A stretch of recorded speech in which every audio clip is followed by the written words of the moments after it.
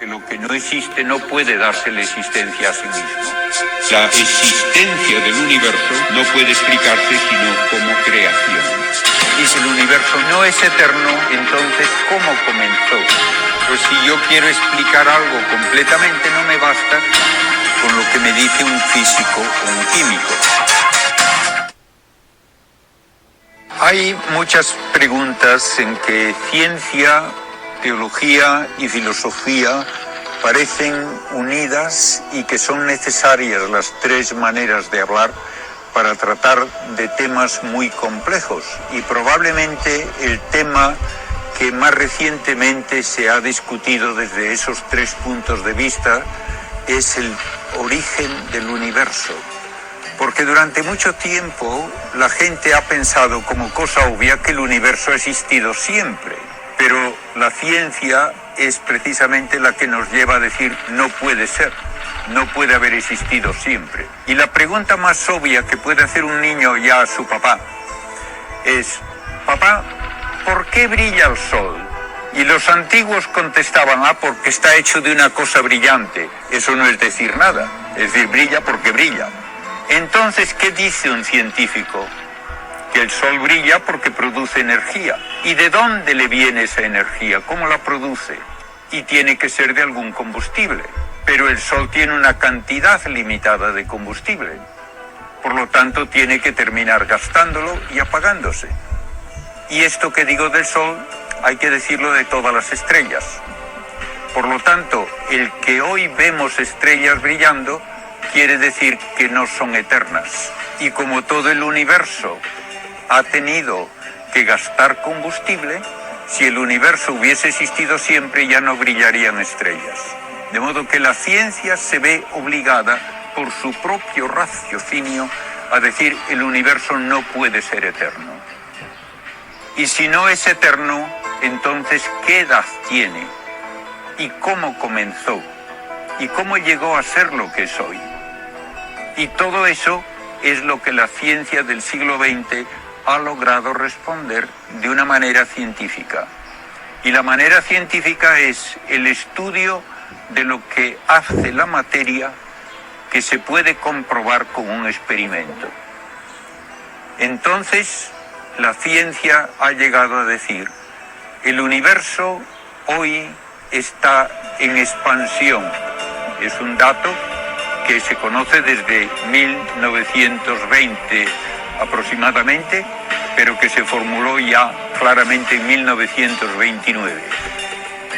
Si el universo está en expansión, eso quiere decir que antes era más pequeño.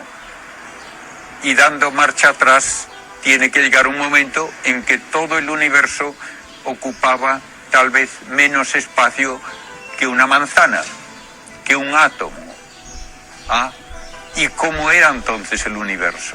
Los cálculos de la física me dicen que tenía que ser enormemente caliente y enormemente denso.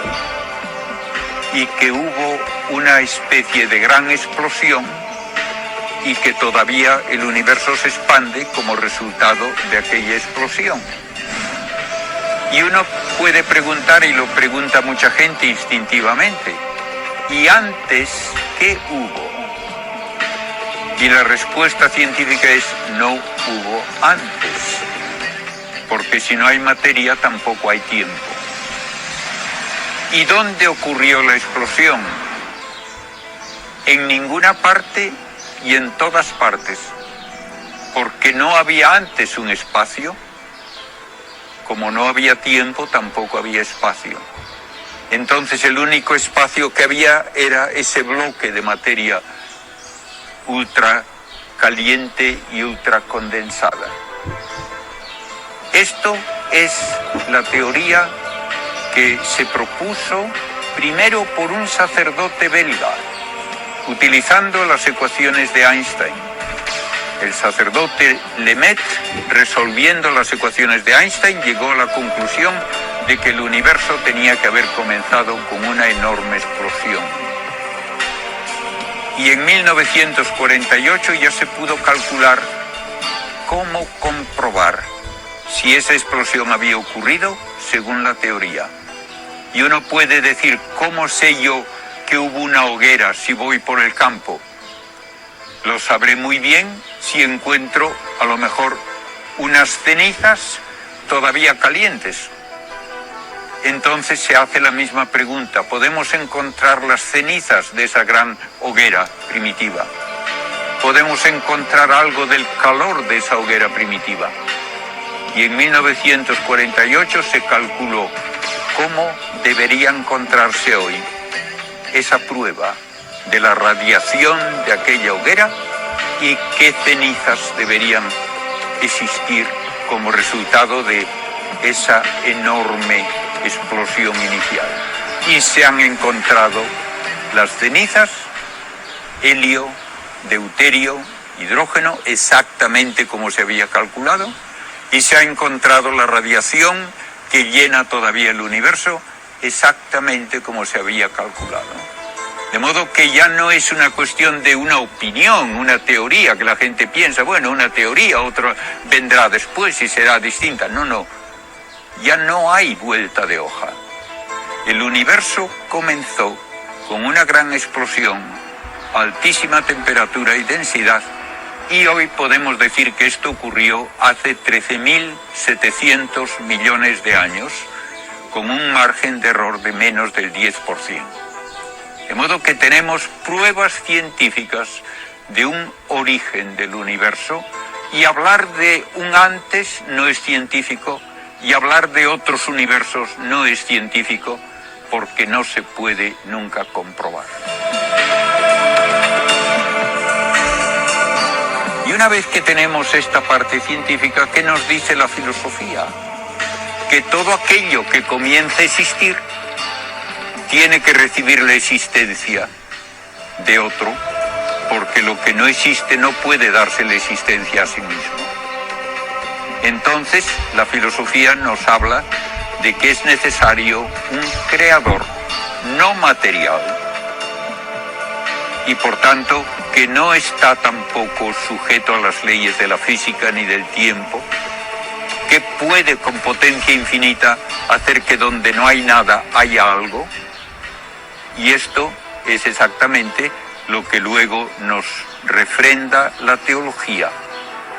El universo existe porque un creador omnipotente, sapientísimo y generosísimo, porque un creador infinitamente sabio y poderoso no necesita de nada, ni puede nadie añadirle nada,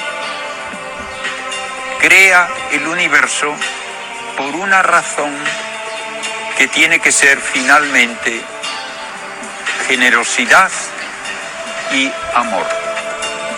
Y por eso la teología nos dice que el universo está creado para que exista el hombre. Porque a Dios, al Creador, no le entretiene ver que se queman estrellas, ni le entretiene ver que corretean unas lagartijas por el suelo. Él solamente puede encontrar una razón suficiente de crear en personas que son capaces de conocerle, de agradecerle la existencia y de compartir su felicidad. Y así tenemos los tres puntos de vista. El científico me da los datos, el filosófico los elabora para llevar a este creador omnipotente y eterno. La teología me dice que este creador es además amor, que crea todo para el hombre, para que podamos existir, relacionarnos con él y finalmente participar de su felicidad.